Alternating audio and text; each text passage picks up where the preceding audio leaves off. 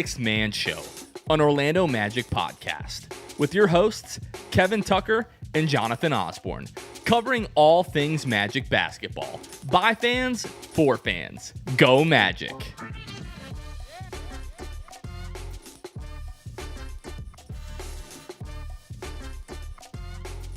What's going on, Orlando Magic fans? You guys are back with the Six-Man Show. Today is January 13th, 2025.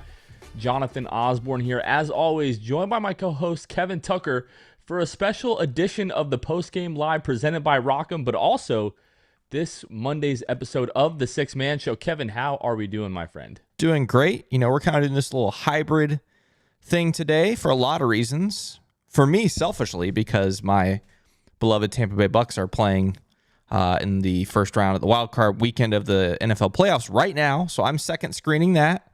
But also totally lock into this episode. And yes, this is also the post-game live presented by Rock'em. So shout out to Rock'em, the sponsors of this show, a Central Florida company that makes socks and underwear for some of your favorite teams, including the Orlando Magic and the Tampa Bay Buccaneers. So shout out to them. And yes, it is a podcast, but it's also this post-game live. So we'll be going back and forth between us and the chat and the super chats. We'll get to all that. But yeah, Jonathan, doing great. Glad to be here. Glad to be here. We were at Jam Fest this past Saturday celebrating Jam Hot Chicken's 3-year anniversary over there at their Hannibal Square location in Winter Park. And part of the celebration of that, I actually wore my Jam Hot Chicken Rock'em socks. So shout out to Jam Hot Chicken, shout out to Rock'em, again, the presenting sponsor of this episode. And your Orlando Magic with, again, the 102-99 win over the Philadelphia 76ers. We are going to talk about that game, but we've got a couple of games to talk about as well. Again, this is going to be sort of like a hybrid post-game live and episode, our normal Monday episode here. But just wanted to let you all know, coming up this Friday is going to be our next watch party when the Magic take on the Boston Celtics. We're going to be over at Stadium Club, over at the Caribe Royale Orlando Resort, their newest sports bar located basically in their lobby. Like I've been telling you all for the last couple of weeks, this is going to be one of the sickest venues we've ever done a watch party at, so be sure to come out.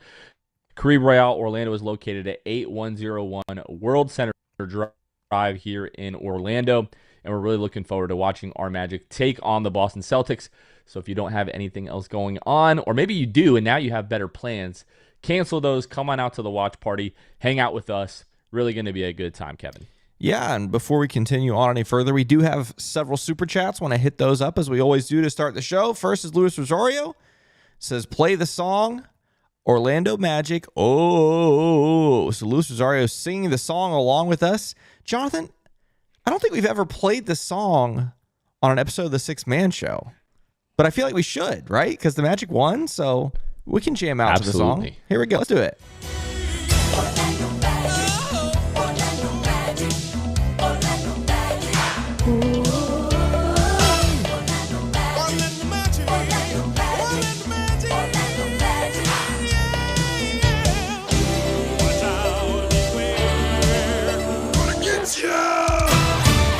Let's go. Thank you for that super chat. We got King the 7th says, we are enough, and another opponent under 100 points. Let's go. Thank you for that. Michael Martin says, Cole and Judah and P equals lethal. Yeah, pretty good night from those three. Yeah, couldn't have won without him. Excuse me. Time Mr. TV says, we can definitely play the song now. Don't tell the Magic the odds. Yeah, down to 8 players tonight when all was said and done, and the Magic still find a way. But yeah, thank you so much for those super chats. And like I said, we'll hit up some of the other chat messages as we go throughout the show. But yeah, pretty fun way to start the night. We're going to jump into the state of the Magic really quick. We do this each week. This is going to be a little bit of a condensed version of that. We don't have the updated offensive and defensive ratings like we would normally go through with this game just ending about 10 minutes ago here. But this week, the Orlando Magic went 2-2 on the week with the loss or the win starting the week in New York, the loss to Minnesota on Thursday, the loss on Friday to Milwaukee, and then the win tonight over the Philadelphia 76ers. The Orlando Magic, as we are recording this, they're back to Yeah, they're back to fourth in the East right now. Right. With Milwaukee's loss, the Magic are 23-18, 11 and a half games back of Cleveland, 6 games back of Boston, 3.5 games back of the New York Knicks, a half game up on the Pacers, a game up on the Bucks and the Heat, 2 games up on the Pistons. What is that? 2.5 games up on Atlanta, and a full or 3.5 games up. 2.5. My math is not great. 4 games up on the Bulls, but again, squarely back in the 4th seed in the Eastern Conference, Kevin, which is obviously a big deal. Yeah, a big one tonight. It's just the NBA season is so weird, right? Like the Magic lose on Friday, down to the wire to the Bucks. The same night, the Knicks lose by basically 30 to the Thunder, and then turn around today, and the Knicks beat the Bucks by 30-ish. So NBA's weird, wacky, but hey, like you said, Bucks lost today, Magic win. Basically get that game back on the Bucks and jump back up to the 4th seed. Looking at the offensive rating coming into tonight's game, this is not updated with tonight's game just yet, but the Magic were 27th in the league in offensive rating, still second in the league in defensive rating, and a full injury report coming into this game. And the list actually got longer as this game went on. Obviously, no Franz Wagner, no Mo Wagner, no Jalen Suggs, no Gary Harris. Kentavious Caldwell-Pope ruled out basically right before the game. 1 minute in, you lose Tristan da Silva to some illness. He was just sort of hobbling around after the first couple of possessions. And then Goga Batadze leaves late in the second quarter. He misses the rest of the game with, I think they're calling that a hip contusion. So the Magic finished this game. They were down to 8 guys and found a way to win this game tonight. And we will talk about that. We'll briefly mention the Minnesota game from Thursday, as I really don't want to think back to what life was like before Paolo Banchero came back. But it was really what you expected. Once we got the news that Paolo was going to be coming back either Thursday or Friday, and once it became evident that it was not going to be Thursday, you started to think about the kind of letdown that this team could have. They've been playing without their 2 best players for the past, Paolo for the last 2 months, Franz for the last month, the last, handful of games without Jalen Suggs. And it really seemed like a team that was sort of like limping to the finish line, waiting for Paolo Banchero to get back. And it really was an offensive letdown. You hold Minnesota to 104 points, but the Magic only scored 89. Goga Batadze led all scorers with 15 points in that game. I really think that tells you about as much as you need to go into detail about that. And unfortunately, the play of the night was our Anthony Black ending up on an Anthony Edwards poster. That was all over social media, obviously. But Kevin, that wasn't really a game that required any type of thoughtful analysis or really like a deep dive, as it was just so obvious that the Magic were ready to get Paolo back. And anything that we could really dissect from that game is kind of pointless once you have Paolo Banchero back in the fold. I don't want to make this sound like it's a bad thing. Like, I don't want to sound like I'm accusing anybody of something. But in any job, whether you're a professional basketball player or whatever, like, you ever get to the Friday, of the week, and it's, Friday afternoon at 4 p.m. Maybe it's a long weekend, like a holiday weekend. You know how much work gets done the last hour of the workday on Friday at 4 p.m. of a holiday weekend, right? Not a whole lot, right? Your mind usually shifts ahead to the weekend. I wonder if there was some of that for this team on Thursday, where it's they know the good stuff is coming tomorrow, right? Things get better, things get easier, the vacation, I don't know, however you want to phrase that. But knowing that Paolo was coming back the next day, not that they necessarily took the night off, but I don't know. It just felt like everybody, fans included, were just you know what? We'll just get through Thursday and get ready for Friday. That's kind of in some ways how it felt. I think the guys played pretty hard for the first half, but by that third quarter, fourth quarter, it just felt like it was just bags were packed. They were ready for the weekend. So, but all in all, game you can't be too mad at. At least if you're asking me, some people were mad at it, but it didn't bother me too much. Yeah, knowing that Paolo was going to be back the next night and knowing that you and I were going to be in the building made it pretty easy for me to get over that one and sort of shift focus to the next game. But yeah, it was like the Wednesday before Thanksgiving, or the last few days that people are working, before Christmas and New Year's. Not a whole lot gets done. And seems like most people understand that. So you and I recorded the post game live from the hotel after Paolo Banchero's return, over against the Milwaukee Bucks, and we did talk about that a little bit, Kevin. But looking back on that now, is there anything else that maybe you've been thinking about the last couple of days, maybe that we didn't talk about after that game on Friday?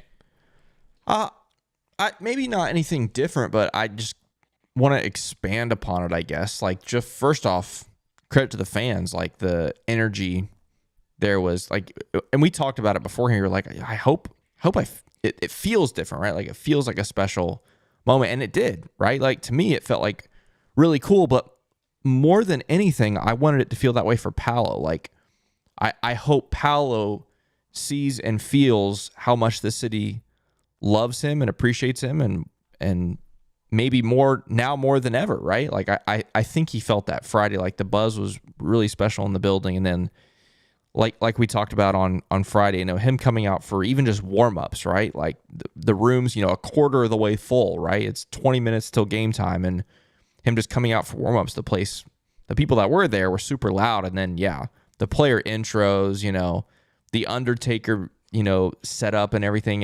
It was epic. It was so cool, so special. And the smile on his face, like when he got up, that again, to me, says he knows how loved and appreciated he is, which is very important. And so that was cool. And then you talked about it right after the game, how you wished that he had like paused and waited a little bit, done the whole dramatic, lift up the head and everything.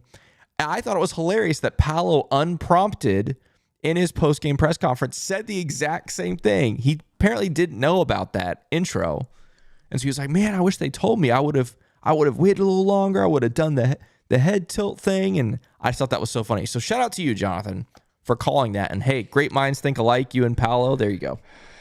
Some people have said that me and Paolo, have a lot of similarities, But yeah, I just wanted to like hold an extra beat to like, and maybe I came across like a little bit, weird after the game, but it's like he's going to get out on the floor and do what he does. But like, we've been waiting for literal months to give him that kind of ovation when he comes back. So hopefully he'll give some pointers to Franz, because I'm sure it'll be a similar, type of experience when Franz comes back. I don't know if they're going to do Undertaker's music or, some kind of like German wrestler. I don't know what they're going to do for Franz. Maybe they'll play, what is it, like 99 Red Balloons, when Franz comes back. Maybe they'll play that. Who knows? But no, that game and what I've been thinking about since, and like every one of my friends who aren't necessarily Magic fans, but they know how excited I was about Paolo's return and how the Magic played pretty well and he played really well. And they're like, man, he put up 34 points, after missing that much time. And I would have to tell them, yeah, he did that in 26 minutes. Like, just how ridiculous that is. And like we talked about Friday night, but also like leading up to the return, is like, don't be surprised if he's a little bit up and down. Like in the fourth quarter tonight, I thought he was fantastic, but like through the first 3 quarters, 3.5 quarters, 3 and 3/4 really, he had 6 turnovers in this game. Like, part of the reason that the Magic found themselves, in a little bit of a hole or not really being able to create separation tonight was the 6 turnovers. So I know we're going to talk about that, more in detail in a little bit and talk about this game. But once I saw Milwaukee turn around and get absolutely floored by the Knicks, the Bucks don't scare me. Like, the Bucks kind of are who we think they are. I talked about Milwaukee and not really being super intimidated by them going back to the preseason. It's just a team that doesn't have a lot of depth. And if it's not Giannis and Dame going off for 70 in a game, they just don't really have a ton of other answers, right? Like, Giannis had, I think it was 21 points, against New York earlier, and that's just not going to get it done. Yeah, when those guys, combine for average of 35 points each, yeah, you're going to have a tough time stopping them, especially with the way that our roster is depleted. And there was there was one Bucks fan in particular on social media after the game saying like, oh, I really want the Magic in a first round series.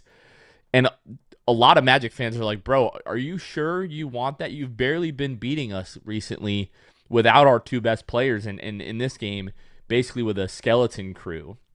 And that injury report has now grown since. And I'm glad that we were able to pull off the win tonight, because it just would have been so defeating and just a very frustrating loss with the way that you're losing bodies really by the minute in each of these games recently, it seems like. But that's my big takeaway from again this Milwaukee Bucks game is like, let us get healthy, and I would absolutely love to see the Bucks in a first round playoff series. I think it's a good matchup for the Magic. And yeah, like healthy, I really like our chances. Like I think the Magic could win that series in like 6 games. I think it's super possible. We did just get a super chat a little bit ago from the always notable Greasy Nuts. He says, reminder, Miami Heat eat Poop. We'll call it, poop, whatever phrase you want to use. And yes, that is true. I'll give you that. But thank you for that super chat. It was interesting. It was also funny to me on that tweet that you're referring to, going through the replies of that and how he's literally the only Bucks fan in that whole thread that agreed. Every other Bucks fan that I saw with the replies was like, no, we don't want Orlando. We don't want them, which I thought was really funny. But hey, everyone's got an opinion, and we'll see. Maybe see the Bucks in the playoffs. Kev, we have some things that we want to mention before we jump into this recap of the 76ers game. Maybe a little. It's so funny because, you know, we go into these Sunday night Monday episodes always like, what's the jam of the week? What's the jam of the week? You know, the segment everyone wants to see, right? That's why you're all here, the jam of the week. And tonight it's like first quarter, second quarter, we're like, what's the jam of the week? And then Paolo gets this dunk at the end of the first quarter. And then in the second half, Trevelin Queen has this putback dunk. We're like, oh, that's a good one. And then Trevelin had another dunk later. And so we had 3 candidates for the jam of the week all tonight. But we're going to choose Paolo. Paolo's first dunk since coming back from the injury. I guess technically his first dunk probably since, I don't know if he had one October 30th, but at least I know he did on October 28th in his 50-point game. But yeah, about just under a minute left in tonight's first quarter.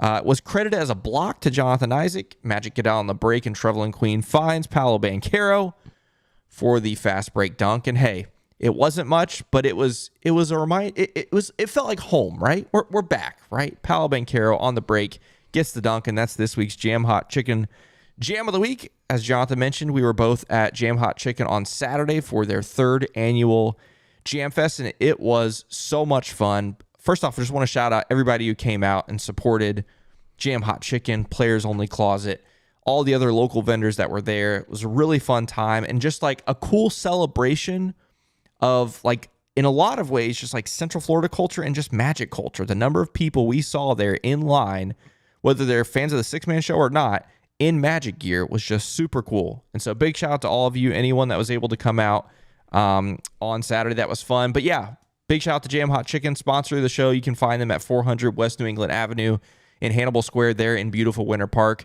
Amazing hot chicken sandwiches, box, whatever. They got all kinds of good stuff. And yeah, definitely check them out. You can also find them on social media at Jam Hot Chicken and visit their website, jamhotchickenfl.com, to check out the menu and all things Jam Hot Chicken. Again, big shout out to Jam Hot Chicken for sponsoring the show. And Kevin, Jam always brings it, but like for Jam Fest, whether it was the hot beef rib or the chicken wings or the chicken and waffles or like the collard greens, like all the collabs they did with local Orlando establishments, like that hot beef rib, I had so many people hit me up like asking about that, whether they saw it on social media or they knew that it was going to be at Jam Hot. Like that thing was almost as big as my forearm. Yeah. It was just like fall off the bone, so tender. So, hey, if you're in the area next year, you definitely don't want to miss Jam Fest. And yeah, the amount of people that we ran into that were listeners of the show that told us, hey, I've never been here. And now the line was like down the block. So you're going to sit in line for probably 40 minutes to try Jam Hot Chicken, but it never disappoints. This episode is also brought to you by Santi Leon, Junior Bruce, Danimal, Edmund Lagone, and El Mágico. You might be asking, who the heck are they? They are some of our Hall of Fame and elite tier patrons. They went over to patreon.com/the6man show, where for as little as $2 a month, you can help support the show. We do have additional tiers where you can gain access to things like our Discord community, our monthly Zoom calls that we have with some of our Hall of Fame and Elite tier patrons as well, where we give them usually a little bit of a behind the scenes look at what we're doing with the show, some upcoming guests, and we all get to hang out and talk about the Orlando Magic. So if you would like to join in and help our mission and help grow this Magic fan base, one of the best ways to do that is through the Patreon. So if you would like to support and you want to join the Patreon community, head on over to patreon.com/the6man-show. Now, Kev, let's talk about this game tonight. Again, we went through the whole laundry list of all of the guys that are on the injury report. I didn't even mention Jet Howard, who is also now out with the right ankle sprain. And then a minute into this game, you lose Tristan da Silva. Wasn't really sure what the injury was at first, but after the first possession or so, you could see him just kind of laboring, hobbling up and down the floor. There was like a screen that he tried to get over where there was a little bit of a collision. So I was like, oh my gosh, is it an oblique? Who knows what the heck it is? And then he just makes a beeline for the locker room. We didn't see him for the rest of the night, out with some kind of illness. When it's something like that and it's that quick, usually it's some kind of like stomach related thing where the guy's been struggling, tries to give it a go, and he can't. At this point, really just hoping that does not spread to the rest of the team. This is a game, Luke. Luke, what a throwback that is. Goodness gracious. That's the first time you have ever done that. Wow, well, okay. That is probably something subconscious because we didn't shout out Luke on the last episode and let everybody know that we saw him at the game on Friday. So I wanted to give Luke a little bit of a shout out there. Oh, my gosh. But, no, Kevin, this is a game where you definitely lose without Cole Anthony, especially the performance that he had in the first half. While we were waiting for Paolo to sort of ramp it up and get things going, Cole Anthony, I believe it was 18 or 20 points in that first half, and you genuinely probably would have been trailing by 20 at the half without Cole Anthony. Instead, you found yourself up one. Paul George started to get things going in that third quarter. I believe the Magic were down by as much as... Where was that largest lead? I forget. It felt like it was 8 or 9. Yeah, I was about to say 8. That's the number I had in my head. Yeah. Yeah, 8 in that second half. But then, like, Jonathan Isaac, Cole Anthony, Paolo Banchero, and Trevelyan Queen, like, those guys really decided that they were not going to let the Magic lose this game. We'll talk about Jonathan Isaac, and I'm sure, we'll go through the box score like you do on each of these post-game lives here. But 20 points, 11 rebounds, 2 blocks, 8 of 13, 2 of 4 from behind the arc. It's definitely the best game for Jonathan Isaac this season. Just monster rebounds. 5 of those 11 rebounds were offensive rebounds. You needed every single one of those. Had a few really big ones late. Kevin, I'm trying to remember a better game for J.I. offensively. Maybe offensively and rebounding, because usually it's just like the one-on-one defense, like the blocks, the steals that we're looking at. But scoring the ball and rebounding the ball like he has, I'm trying to think of a better game that he's had since he's been back. And I don't know that there is. Yeah, but again, it's for me, I don't know if surprising is the right word, but it's been an interesting storyline that lately it's been the rebounding that has been such a huge part of his positive contribution. We saw that Monday at MSG. We saw it in spurts over the home back-to-back, although maybe not quite as prominent as Monday or tonight. But then tonight, yeah, I mean, huge moments.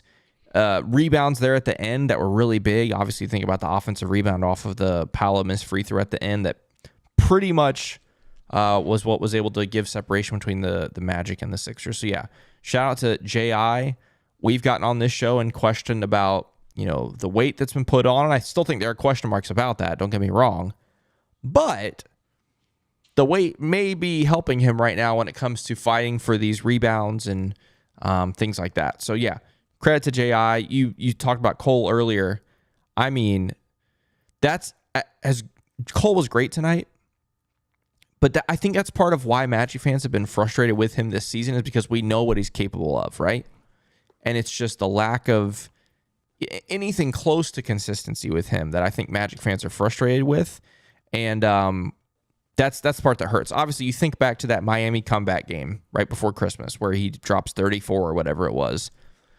And then is this over the course of a full 48 minutes. Is this his best game since then? I mean, yeah, he's had some good games since then, but this might be over 48 minutes his best game since then, especially when it comes to scoring the basketball. And so that's a whole month ago, and I think that's why some Magic fans get a little bit frustrated. But yeah, shout out Cole, and then obviously you have to come back to Paolo, right? You have to circle back to him. Second game back, maybe doesn't jump off the box score at you as much. Maybe, like you said, 20 points, 8 boards, but gets 6 assists, super efficient, 5 of 8 from the field, 1 of 2 from 3. And he was plus 18. So, I mean, it shows when he's on the floor, he's going to make an impact. And he was on the floor just enough for the Magic to pull away from the Sixers tonight. Literally just enough. Like if you would have had, a minute or two less of Paolo, yep, the Magic really struggled to find a way to pull this one out. I just pulled this up really quickly. In his last 10 games, Cole Anthony is averaging 12.5 points, 39.2% from the floor, 31% from behind the arc, 3.7 rebounds, 3.2 assists. So it's getting better. You want to see that field goal percentage closer to 45%, that 3-point percentage closer to 35, 36%. But like that 12.5 points per game is really what we need. Just needs the efficiency. We need that to come up a little bit more. And yes, this is the most frustrating thing with Cole Anthony, is that that he's capable of having games like he did tonight, but it just can't be so hot or so cold. Like I would take lukewarm Cole Anthony each and every night if we're not getting the 3 of 11, shooting games. So, but he just deserves all the world and the credit tonight for the performance that he gave and the way that he played, especially in that first half. And yeah, Paolo, like relatively, quiet night, but when he came back in, especially those last, 2 minutes, what was it? 1, 2, 3, 4, 5, 7 points in the last 2 minutes of this game helped you really seal it. And we talked about J.I. Anthony Black was also really good in this game. I was texting with Fazan during this game, and I was just saying that, like, with Anthony Black, it's like he looks like an all-star or he's completely invisible. That's just kind of been the story of Anthony Black this year. Is he looks incredible, or you sort of forget that he's in the game at some points, or even worse than that, like sometimes like some of the turnovers have been really, really bad at points during this season. But he was awesome, and Trevelin Queen, he had to step in as obviously we're down so many guys. Tristan Da Silva leaves the game. This mantra of like, we are enough. We were texting before the game when we found out that Kentavious Caldwell-Pope wasn't going to be in it. And Luke, he hit us with the Jamal Mosley, like, we are enough. And I was waiting to text him at some point, like, we are not enough tonight. But that point never came. And I know we talk about this each and every episode. And I know we have tons of awesome messages in the chat and definitely want to get to some of those as we're sort of intruding on the typical post-game live experience here. But like all of these guys just up and down the roster, up and down the coaching staff, they just all deserve a ton of credit for the way they continue to fight in each one of these games. And this was really a much needed victory. And we talk about these guys, Paolo, Cole Anthony, Anthony Black, and Jonathan Isaac. You look at the rest of the roster, and nobody else gave you almost anything in this game. So those guys all came up huge. I want to derail this just for a moment because I've seen several people mention it in the chat. This good win, great win. Happy for it. But I think we need to take a moment and vent about some officiating moments that took place tonight. What is going on with that? Like, that's crazy, right? Like, what did you think about not one, but 2 reviews being, in my opinion, totally bogus? I've been saying this for years. The officials making the call in the building should have nothing to do with the review because it's almost impossible for your own personal bias not to come into play. The review at times is really just a confirmation bias. Like, oh, I think maybe I saw this. And then they look for any little bit of contact to be able to justify the call that they've made. The one to me that was most egregious was Eric Gordon, like diving into Paolo Banchero's knees, claiming that Cole Anthony put 2 hands into his chest and shoved him. Like, there was incidental contact with their feet, yes, but you can literally see Eric Gordon shift his weight and fall directly into Paolo Banchero's path. To me, that one was by far the worst. I know it's just gotten to the point, Kevin, where it feels like it's every single night where we're just reminded of how bad the officiating has been. And it has been all season long. I can probably count on one hand the amount of games that were like relatively well officiated. Maybe a little bit, maybe 10, maybe two hands, right? But 40 games into the season now, 41 games into the season now, a quarter of your games being well officiated is there's no excuse for it. It's every single night, and it's so frustrating. And then like you get the review because Nick Nurse is crying and he's flailing all over the place at that call. Like it's just enough is enough. Nothing's going to happen. The league doesn't care. We don't get any type of like public accountability with these guys. The league doesn't comment on any of it. Sometimes we get the referee pool after the game explaining why they made certain calls, but it just doesn't seem like the league cares, and it's an every night like kind of thing. Yeah. And then another thing, just really fast, I never shy away from an opportunity to share my displeasure and annoyance with Nick Nurse, right? Anytime the Magic play the Sixers, used to be the Raptors, now the Sixers with Nick Nurse, I just cannot stand that guy. He is such a whining baby. That's all he does. He is the reason that I cannot stand the 76ers. Like, there was no Joel Embiid tonight, and I just found myself just so livid watching this game and wanting the Magic to pull it out so badly because of Nick Nurse, and I don't think there's another coach in the league that makes me feel that way. He's the worst. I can't stand him. I will also shout out the Magic tonight for winning the season series against the Sixers, right? Is it going to matter? Probably not. Okay, right? Like, the Sixers aren't good. However, I'm still not ready to fully count them out yet. The Magic only have a 5-game lead over the Sixers, and the Sixers have, in my opinion, two of the best players in the league, with a Paul George as well, who, put him wherever you want. He's still capable of being impactful, as we saw tonight, right? So they have on paper an opportunity to get hot at any point. And so I would like to think that the Magic won't end up in a tie with the Sixers. But if it were to happen, at least the Magic now own the season series, winning 3 out of the 4 games against the Sixers this year. So shout out to them. But yeah, maybe we can hit up some messages from the chat. I've been putting some up here periodically throughout. I just want to throw this please, while you're doing in here really quickly.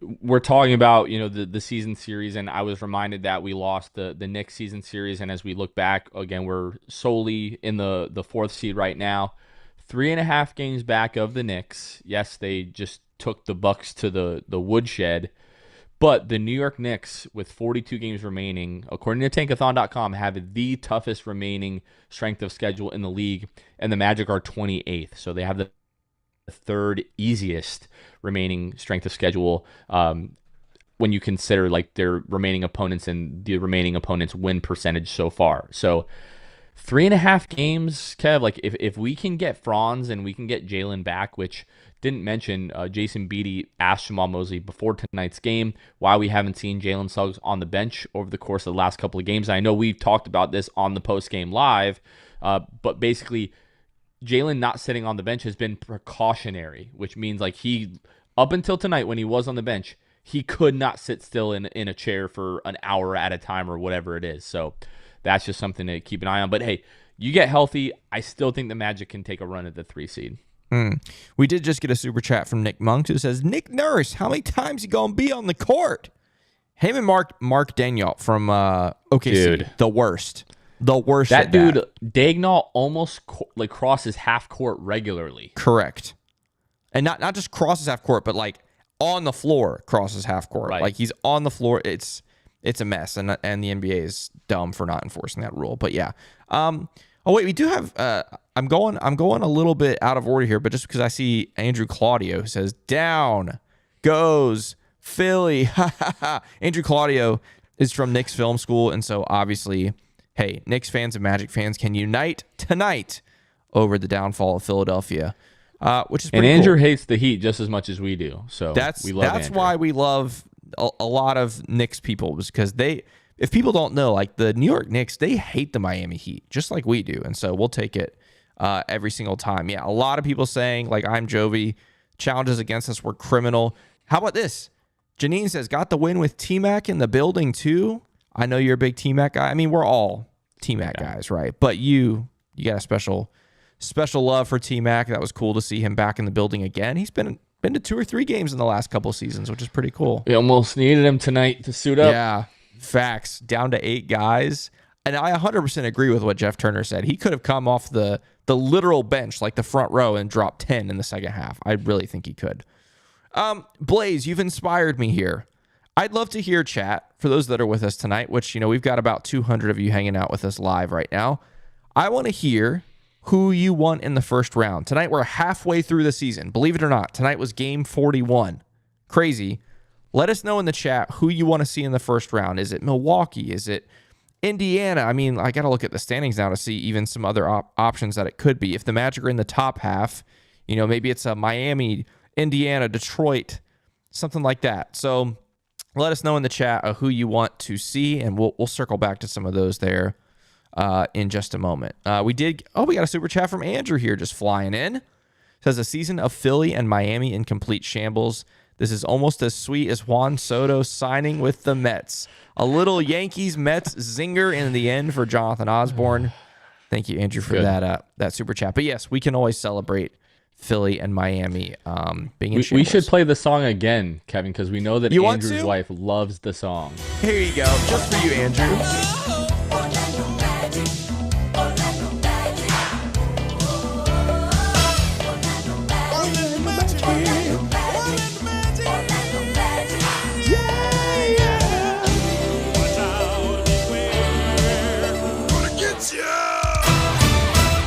Let's go. It never gets old. After a win, it never gets old. How about Goga also ripping his jersey? Did you see that in the tunnel? Someone said Goga going Luke mode or something like that, trying to free his nipples or something. Yeah. Yep. Chris Dees. Goga didn't pull a Hulk Hogan. He pulled a Luke Sylvia. #nipples. Yeah. That was pretty fun. Let's see. Yeah. A lot of people talking about Cole. Cole stepped up really, really big tonight. Lots of good stuff there. Chris, I knew it would be controversial. He says TQ's putback should have been the Jam Hot Chicken Jam of the Week, but I get why it went to Paolo. I told Jonathan literally as we were in the show's intro, right? The intro video playing, I was like, Jonathan, I don't know, man. Paolo's special, but the agonizing. TQ one was a better dunk, technically, I think, and it was a big moment in the game, right? So, yeah, TQ is probably snubbed. We'll consider him for the finals later on in the season for Jam Hot Chicken Jam of the season, maybe. But it was pretty cool. All right, let's see. We got some people chiming in about who they want in the first round. Brian G says the Pacers. Lucas says the Wizards. Well, that's pretty. Who's going to tell Lucas? Yeah, I think Lucas knows. Ryan Singh says he wants the Bucks in the first round. Ace the Baller says Milwaukee or Indianapolis. That's kind of funny. Indianapolis. Luke says the Pacers. Brian G says the Yankees. Also, I hate to break it to you. Santi says Indiana. Andrew Claudio asks us to please stop playing the song. It won't happen. And says she won't stop singing. That's amazing. Let's see. Oh, he says you can add context. Oh, good. I wasn't gonna roast this story, but he says we can give context. So here's the context behind Andrew Claudio and the song. There's a lot of context behind it. His wife really loves the song. They have a fun time singing the song. On Monday's game at MSG, Andrew Claudio was at that game. As he's leaving the game, he's texting with his wife, who says they're like, Matt, Nick's lost. She's like, sorry for the loss, and she sends him a voice memo of her singing the song. As he leaves MSG, losing to the Magic, his own wife is singing the Orlando Magic theme song. And to me, that's one of my favorite stories of the week. It was hilarious. So anyway. It'd be your own people. It'd be your own people sometimes. All right. Doc says whoever is the 6 seed, Bucks or Pacers. So Doc is predicting the Magic will be up in the 3 seed, which would be pretty wild if the Magic were able to do that given the current state of things. K. Will says revenge on the Cavs. Playing them in the first round sounds pretty difficult right now, given the standings, but maybe in the second round, yeah. And then Alfonso says Magic versus the world. I don't care. You're about in that camp, aren't you? Right? Like once we're healthy, is that how you're feeling, Jonathan? Like just about anybody, you'd feel pretty good? Somehow last night, Carmen and I, we Uber Eats Wendy's at like 11:30 at night while we were wrapping up the newest episode of Silo. And I don't know what it was, but we started to talk about how like the NBA salary cap works and like the newest collective bargaining agreement, basically to stop teams from like paying to win, essentially, and sort of like pricing out. Like the Magic probably won't ever be able to spend the type of money that the Golden State Warriors were spending for years to try to contend for titles. And we started to talk about like the possibilities of the Magic making a deep run, Kevin. And some people are going to call me crazy, but it is not impossible for the Magic to go on some kind of like miracle run and end up in the finals this year. It's not likely. It's not likely. I understand that. It's very unlikely, but it's not impossible. Again, if you end up in a first round series against Indiana, Milwaukee, Miami, Detroit, Atlanta, Chicago, one of those teams, I think most of us would feel pretty confident in being able to pull out a win in a series like that. Then let's say we end up in a second round series against like the Knicks, right? Like we end up in, I guess, what would that be? It would be like if it's a 2-3 matchup. If by some chance the Knicks ended up 2, we ended up 3. This is a weird kind of like alternate universe. But if we end up with a Knicks or a Celtics matchup or a Cavs matchup, they have taken up a level, went up a level, it seems like. But we saw what these teams like matched up against each other looked like for the most part back in May. A Cavs, Celtics, Knicks second round, although it would be really difficult for us to come out, weird things happen in the playoffs all the time. And it's a tweaked ankle or it's a weird bounce of the ball. It's one guy gets hot and hits a game winner on the road.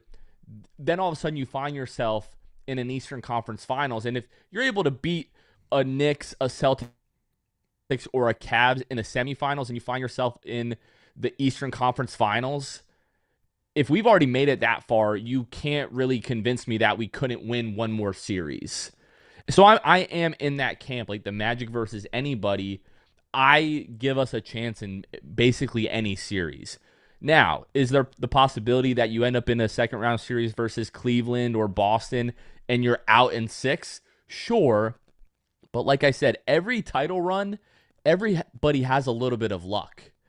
You don't get there without a little bit of luck going your way, whether that be your own injury luck and staying healthy or another team, one of their guys going down. Like the Pacers made a run to the Eastern Conference Finals last year because of injury luck for their opponents or their opponent's misfortune, I guess you would say. So if the Pacers can make a run to the Eastern Conference Finals, I feel like this Orlando Magic team healthy is head and shoulders better than last year's Pacers team.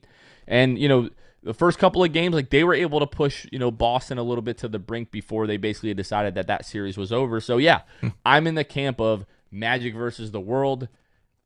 I think there's a real chance that this team plays in the Eastern Conference Finals this year if a couple of things break the right way. Yeah. It's not likely, but it's possible. Yeah, I think that's a good way to put it. And obviously, all of this is dependent on health, right? Obviously, that's the big thing. We got to get healthy. We got a couple more super chats that came in here. One is from Nick Monk, says P dropping 20 with 0 space, and JI is back. Yeah, I mean Philly made life difficult for Paolo, right? But credit to Paolo, even though he's still, I would consider a little bit rusty, I still don't think his handle is quite there, which is understandable, right? Still doesn't seem like he's super comfortable driving to the rim with guys, all over him, and had a couple turnovers like that again, just like he did on Friday. But with time, that'll come back. I'm not worried about it. And then another super chat here from Soul Train says, would love to see Goga beat his former team Indy. That would be pretty cool. And Goga would love that. He's openly said he loves going up against the Pacers and has played pretty well against them since he's come to Orlando. And so I'm with you. I would love to play Indiana. Indiana is not a team that necessarily scares me. Obviously, they've got weapons, but every team has weapons. And I think the Magic would have a really good chance against the Pacers if that were to happen. Yeah, I'm right there with you. Like I said, I just can't be convinced right now that the Magic aren't one of the best teams in the league. The offensive LeBron statistic, which is an advanced metric that measures your offensive impact, in terms of expected offensive LeBron, where they kind of the trend that they expect guys to continue on and project into the future. The two biggest leaps this year in terms of expected offensive LeBron are Paolo Banchero and Franz Wagner. Those guys have taken such like big steps forward offensively, and we haven't even really seen them together. The first few games of the year, Franz was like dealing like with this weird illness, and then after 5 games, Paolo is out, and we see Franz playing at this near MVP candidate level for an entire month. We see Jalen also be able to take big steps forward and have big games and score 30 plus points in games. And we've seen other guys be able to step up, and Anthony Black and Goga Batadze, Jonathan Isaac, Cole Anthony, Tristan Da Silva. Like, if we can just get all of those guys together and be able to realize the vision that the front office had for this team going into the season, I just can't be convinced that the Magic can't beat any of these teams on any given night. Now, doing that 4 times in a 7-game series is different, especially if you've got to go on the road 4 games, and especially the further that you get into the playoffs. Like, can this young Orlando Magic team beat a New York, Boston, Cleveland, OKC, Denver on the road in a Game 7? I don't know if we're at that point yet, because like you do have to win a Game 7 on the road at some point, unless you're just mowing through the playoffs. But I just cannot be convinced that like any of these teams would just obliterate us and wipe us off the floor. I don't see that. That might be my, naivete as an Orlando Magic fan here. But until I see it, this team has just been too good and too resilient this year. Yeah, and I think it's part of like the whole culture thing, right? Like we've seen all season long, the Magic, even if they're outmatched, outmanned, outcoached, take your pick, whatever, they're never just going to roll over and just let a team destroy them. More often than not, that doesn't happen, And so I feel like the Magic will give any team fits no matter who they play there in the playoffs. So let's see. Let me just hit a couple more thoughts from the chat here before we wrap things up. A lot of people saying go Bucks, by the way, which, hey, I can appreciate that. Halftime in Tampa, it's 10-10. Let's go. Yeah, Slime on a Plane, which, by the way, what a name. Says the East sucks. Orlando can beat all these teams, which would be pretty cool. And how about this? I don't know that we've mentioned this. Maybe we did briefly, but Sir Suntown saying J.I.'s first double-double since 2019. That is crazy. Crazy stuff. Of course, that's what happens when you miss 2.5 years. Kind of makes it easy to have stats not happen since 2019. But yeah, I think that's going to be pretty much it from the chat tonight. Thanks, everybody, for hanging out in the chat and doing this little hybrid post-game live plus episode of the Six Man Show with us tonight. It's been fun. So the only thing really that's left for us to do, Kevin, is go through the week ahead. That's right. We were both wrong. I said 0-4 last week. I believe you said 1-3, if I'm not mistaken. End up 2-2. So we will take that. Absolutely. This week, Wednesday at Milwaukee, Friday at Boston, home on Sunday versus Denver. Sheesh. With all the injuries piling up, this is still tough. You're at Milwaukee. It feels like it was just so close. I don't know that Paolo's going to have 34 points in 26 minutes again, but I also don't think Giannis and Dame combine for 70. But are we going to have Kentavious Caldwell-Pope? He was probable going into tonight, then was downgraded to questionable, then he was out. Tristan Da Silva is going to get a couple of days rest, so hopefully he's able to bounce back from this illness. I would anticipate we'll get him back. Who knows what's going to happen with Goga Batadze and Jet Howard. Obviously, we're not going to have Franz Wagner, Mo Wagner in that game. Man, I don't know. I really want to see us beat Milwaukee, but we may have to wait until March 8th when we play them again. And then you're at Boston. Then you're home Sunday versus Denver. Aaron Gordon is coming back for Denver tonight. Yeah. I believe he's been out for a little bit, so they're going to have one of their main guys back. This is tough. I'm going to say, I'm going to say 1-2. We have had a pretty good record with the watch parties. I'm going to pick us to beat Boston in Boston on Friday. Wow. And I think we'll lose Milwaukee and we'll lose Denver. I mean, we've got 4 days in between now and Boston. Hopefully Jalen is back. It's kind of hard for me to see him going from like not being on the bench at all to like 4 days later being back. Right. But Jamal did mention that he's starting to get like up and down the floor. No contact just yet. But I don't know. Paolo on ESPN, it feels like that could just be like his welcome back kind of moment. Okay. I would love that. That would be amazing. That feels very lofty to me. It does. Actually, all three of these games feel pretty lofty given your current situation, especially because Wednesday, like you said, Jalen's not going to be back Wednesday, right? Like, let's just be honest. I don't think there's any chance. I mean, maybe it's possible. Who knows? But so you expect to still be down him. But you're right. There's an extra day of rest between now and then, which is why I'm going to pick that to be my win. I've also got us going 1-2, but I'm going to pick us to beat the Bucks on Wednesday, which, again, is kind of weird. But, yeah, Boston, that's going to be tough. The 50-50 game for me is actually the Denver game. Like, I feel like that's a game the Magic can win, especially like we said, it's a week from now. So hopefully there's a few of these hurt guys that'll be back. You know what? I'm going to do it. I'm going to pick us to beat the Nuggets. I've talked myself into it. I'm going to say 2-1 this week, beating the Bucks, beating the Nuggets, and losing to the Celtics. I'm going a little bit out on a limb, but that's my prediction for the week. I like it. Hey, if you're anywhere near Milwaukee, right now, the get-in price for that game on Wednesday is $6. Good grief. What are we doing? When the Magic play in Portland in a couple of weeks, that get-in price is $5. Yeah, don't look at New Orleans. Every night is dollar night in New Orleans, that's for sure. Freaking A, man. Oh, man. Yeah. All the Pelicans games you can want and all the urine you can smell on Bourbon Street. Yeah, absolutely. Kev, you usually wrap up these post-game lives, so why don't you want me that? to? Cue us up, cue up the music, and let's get out of here. It's funny you said that. We didn't even plan this, but I already planned a special surprise. Go Bucks, okay? Bucks, please win the second half against this Commanders team. I think we're better than them, okay? Let's go Bucks. But, hey, we're here for the Magic. Thanks for hanging out with us, guys. It's been a lot of fun. Yeah, Magic not back until Wednesday, an extra day off. Hey, Jonathan. An extra day off. What in the world is that? That's weird. We haven't had that all season long.